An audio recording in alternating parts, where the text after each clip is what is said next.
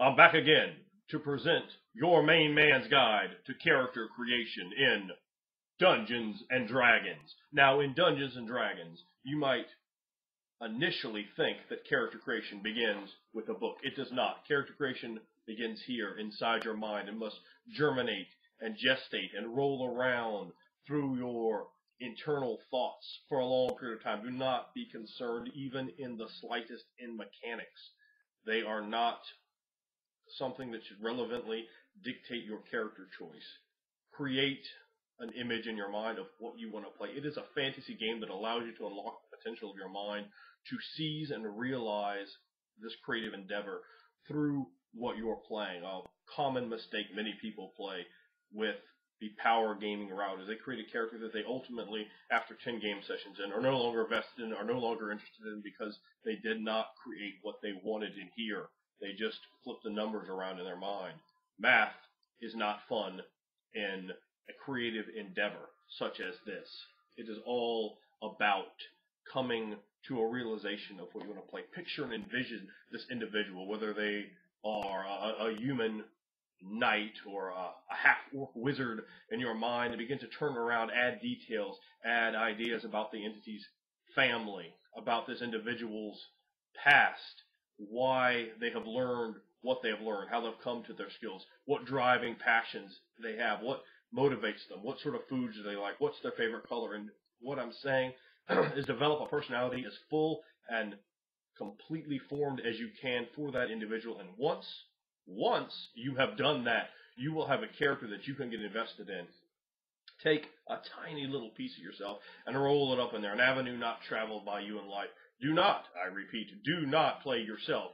Do not play yourself with a pig nose or pointy ears. Do not play yourself. One of the worst things I've seen people do when I play with certain gamers that are of very limited understanding, and no one perhaps has told them that that's wrong, is attempt to create themselves. Well, the character looks like me, except his outfit. I say, no. You need to go in more than that. Don't play yourself. Be something else. Take a little bit of yourself and put it in there, and let that be the germination of the seed, and go forward and create this intense mental idea. Create a psychology for that individual. Think about what does that individual look like? How tall are they? How much do they weigh? And then you start constructing that body. Is this a frail person? Are they going to be fatigued easily? And have those flaws in your character. Characters are always coolest in their flaws. There's a reason that the greatest monsters of all time are vampires and werewolves, because they are tragically flawed in a multitude of ways. And that makes them human. That makes them relatable too. And your character is going to be relatable when you have those flaws. Think of them. Come up with them. Make them a part of the character. Make him so believable that the other people can really get behind him, so you can bring that character forward and really get into what it is you want to get forward with that character. Think about where you want to go. How do you want to interact with this world? What sort of stories that character is going to drive forward. And only after you've done all this do you need to start looking at your other examples. Now, in Dungeons & Dragons, character creation can be handled two ways from a statistical standpoint, with a point-buy system, which I much prefer, or the random dice rolling. The problem with dice rolling is you have less of an ability to actually acquire the sort of stats that you want. Your stats might be too high, they might be too low, they might just be wrong. Some too high, some too low, and it doesn't match up to the idea you have in your mind with the character. And that can be a problem. So if you're going to be in a system where you roll, you might want to roll your dice first. I, again, do not encourage anyone to use the rolling system. It is, in my mind, completely archaic and an antiquated form of gaming. I think it should be ditched and abandoned. But if you are dug into using that extremely unbalanced form of stat generation, then I would definitely suggest that you roll them first, so you don't come up with an idea that completely conflicts with what you have available to work with. Now, once you have these stats together, think about where you want to put them, not based on the little cheat sheet information of what stats are most important to your character class. No, don't worry about that. Just look at them and say, okay, I see this guy as being a real tall, very, very thin guy, so he probably shouldn't have a particularly high strength.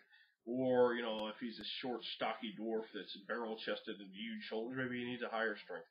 Think about your dexterity. Think about how physically attractive this person is, and then, you know, how socially adept they are, how mentally agile that mind is, how intelligent they are, how learned, how pious, how wise, how enlightened the individual is, how hardy they are, how nimble that individual is. Think about all these things and then begin to delineate your stats according to the image in your mind. If you run them down by the numbers, you will make a shit character that has been played over and over and over again. And this is sadly how a lot of people game. When I educate new players into the hobby, and I've done this with dozens of people, I've always educated them in this way. I don't show them weapon damage tables. I show them the pictures of weapons. Look at the pictures of the weapons and select the weapon you want to use. Wow, that scythe looks pretty neat. Okay, well, let's work on that. So this talk about the agricultural base of the scythe. I'll start giving them individual information. They can start bringing us, oh, God, I like the scythe. Maybe my character should have some profession agriculture in there. Maybe, yeah, you know, they start germinating those ideas, starts adding to what they've already come up with here, and this initial concept that it fits me. Character creation should always be about the concept. That's very important. If you don't have that, you're sort of adrift, and you will create a character that you end up not liking. I have seen this happen to dozens of different players who did not come into a game with a game plan. They simply came in with a collection of stats. They simply came in with a flimsy character concept. Make your character concept as intricate and elaborate as you can, particularly if you have aspirations that this game is going to be more than a one-night deal. And hopefully all the games you are in will be that way. Of course, probably a lot of them won't.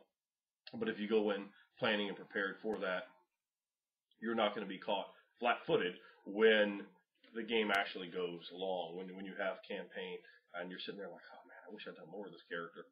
And, you know, you get into an area where you're quite displeased with your character, which is a real bad thing, because even if you're at a game with a great game master, if you have a character that you don't really like, that's something that really damages the game overall.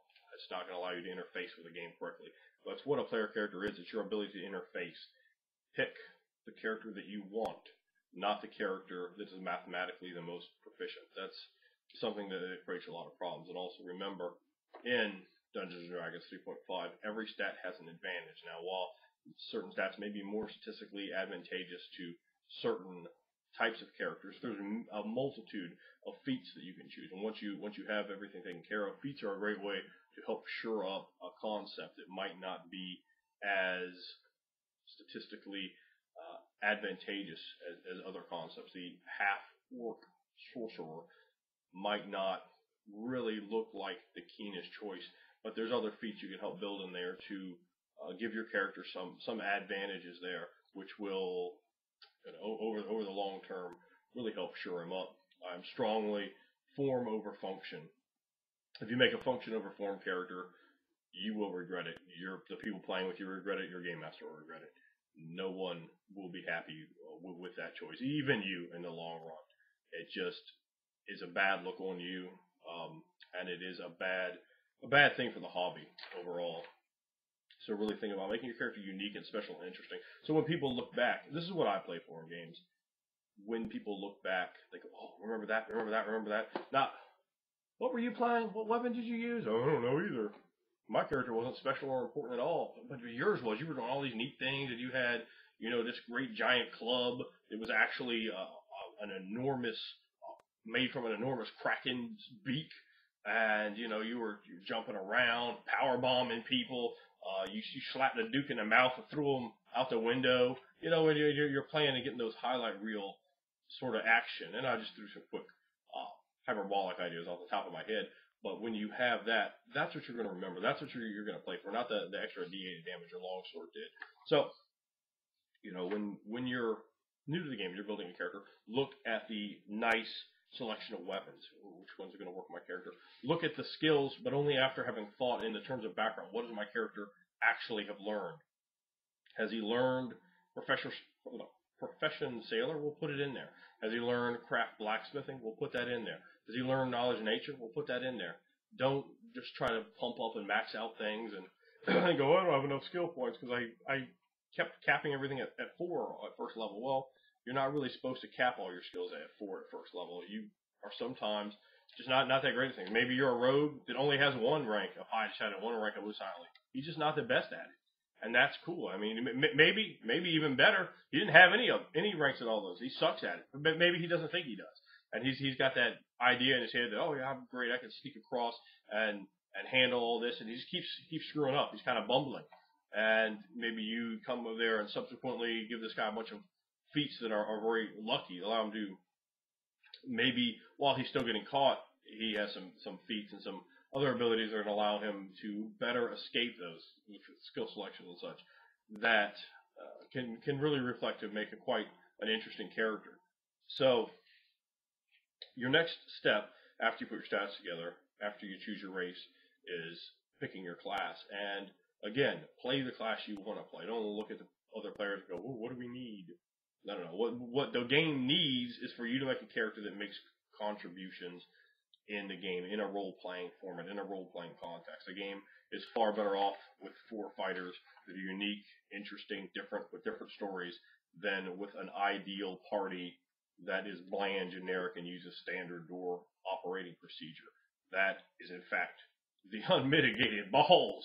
And don't be that style. That's really what I'm trying to get across with this video. Is bring the uniqueness, bring the flair, bring the flavor. And that is what's going to bring you and your game master and the other players back to the game. And that's going to make you highly sought after. Other players, man, I ought to get this guy in my game. This guy is really bringing it. He's pushing the pace. He's coming up with interesting and unique ideas. He's not power gaming, and that's playing by numbers, taking the ideal stats. That's called power gaming. When you're not doing that, when you're bringing an infused character that is form over function, that is believable, that is credible to the game, that really gives you an interesting character that's going to differentiate itself quite quickly from other people's characters, from other characters that people have seen. And when you do that, that's going to really reflect well on you.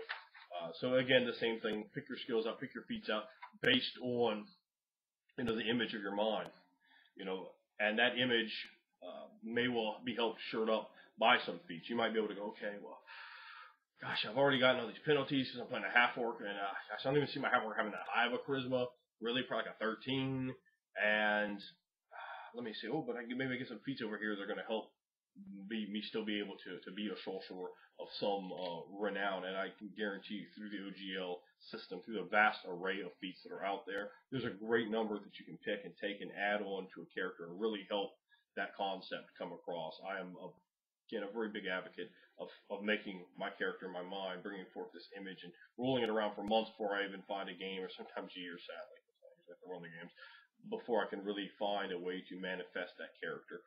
And once I do, he's going to be so much better off for having been drummed around in my brain, and then inspecting and finding the feats that are going to work for that character, the skills that are going to work for that character to really bring the concept together. Remember, you can also take more than one class as you progress in levels, and that might be a great way to do it as well for you. And then think, what did your character really learn when you progress? Do you really warrant increasing your survival when you were just sitting at the bar, drinking back a pint? Does it really warrant that? Or perhaps, you should be increasing other skills. That should be reflective. Perhaps you have engaged in a certain form of living that facilitates you becoming a barbarian or a ranger instead of the rogue that you were previously. Oh man, that would make it cool. Remember, always make the choice that is cool. And if you make the cool choice, you're going to have a lot more fun. Your game master is going to have a lot more fun. And when you make the game fun for your game master, that's when you win, because your game master will keep running the game. That's something that players need to remember. Don't play for yourself. Don't be selfish. Play for the game master. Play for the game master's entertainment, and play for the other players' entertainment. And once you do that, man, you're going to have a popping game, and everyone is going to have a good time. And that is what the game's all about, having a good time. So don't fuck yourself out of that.